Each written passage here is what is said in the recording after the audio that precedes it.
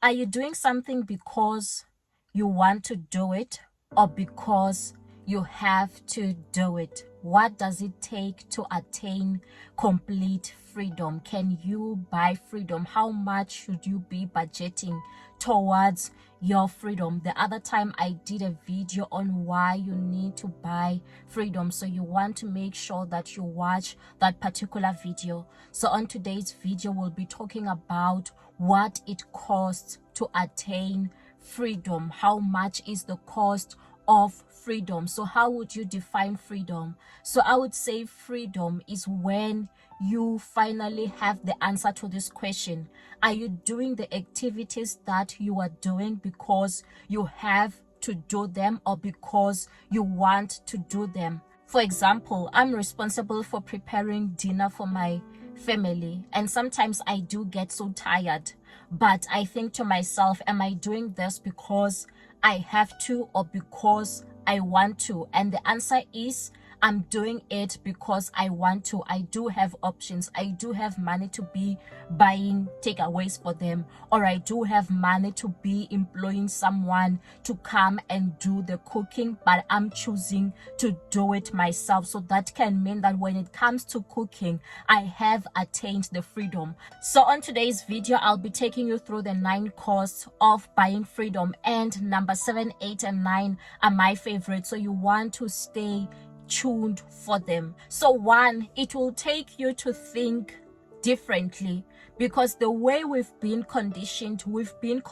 for slavery. That's how we've been conditioned. So it will take one now to think strategically, to think intentionally, because the world does not want us to be free. That's how the systems have been set up. So it will come with unlearning a lot of habits. I remember when growing up, I was forced to go to school and have to be bullied so much, have to go to environments that you hate so much. Why? Because it's preparing me for the future. It's preparing me for work. And also you get to work where you are bullied maybe by your bosses, you are bullied by your colleagues. That's how the world is set up. And also now looking at my children, they are forced to go to such environments, but there is an option of choosing a different kind of route for them so that they can be free, because the systems are not meant to make us free. They've been built to make certain people money. Number 2, it comes with understanding that you are your own source of freedom. There's no one who can set you free. Not even your own parents can set you free, because the world that we are living in, nobody really cares.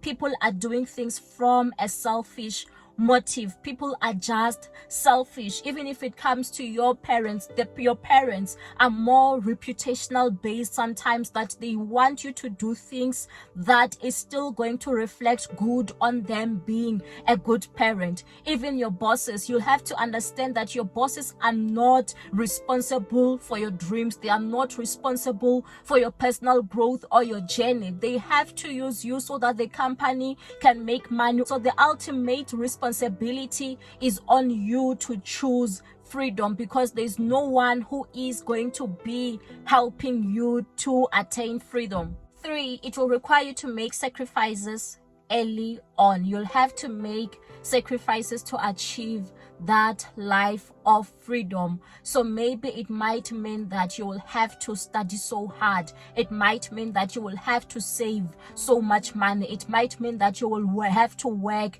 very hard so that you can be able to achieve the kind of life that you want. 4, it requires making unpopular choices. Like I've already said, that the world is structured so that people are not free. It wants us to be consumers so that we keep feeding onto the system, we keep going back to work, we keep borrowing money. So it will require you to make choices that are so unpopular. You might have to make certain unpopular life choices, not following the crowd, but doing things that you have set for yourself, doing things at your own terms and not on people's terms. 5, it will require you to choose your mental and physical health, because people don't care about your mental health, especially your mental health is something that's being experienced by you. People don't see it. There's so many things that can trigger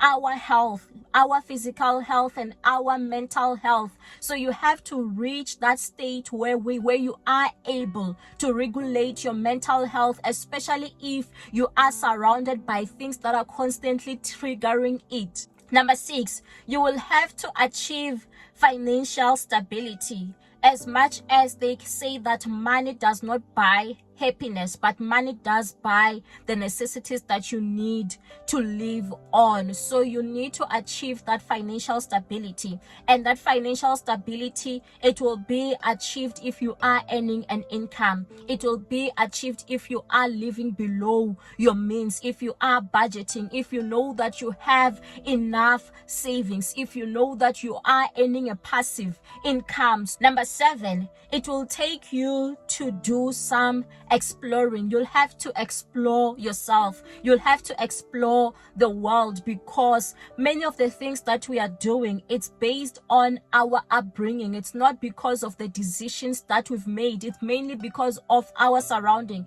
It's similar to when you find someone playing soccer. It's because they've been exposed to soccer or football at a young age. So it will take some exploring. Find out the things that really interest you. You'll also need to be moving around, traveling, so you can learn different things and choose your ideal place where you want to stay, and not the place that was chosen for you by your circumstances. Number 8, it requires one to exercise authority. So this means that trusting that you are your own boss and that you are going to make the right decisions. And even if you don't make the right decisions, it's still fine, but you are taking charge of your life. You are taking authority, and taking authority also means that you are going to make sure that you are choosing wisely. The what in your life is going to matter. The when you want to do something, where you want to do it, with whom. You are going to be setting boundaries, how you want to do it. It means that you are going to be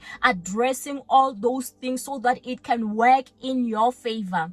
Number 9, it's realizing that life is changing. It's constantly changing. So don't be too hard on yourself. Sometimes you are going to change the things that you wanted to do initially. Change course, it's still fine. Even if you make mistakes, it's still fine. That is just part of life. Don't be too hard on yourself. So if you like this video, don't forget to subscribe to the channel, to like the video, to leave the comment, and also to watch more of my other videos. Stay blessed.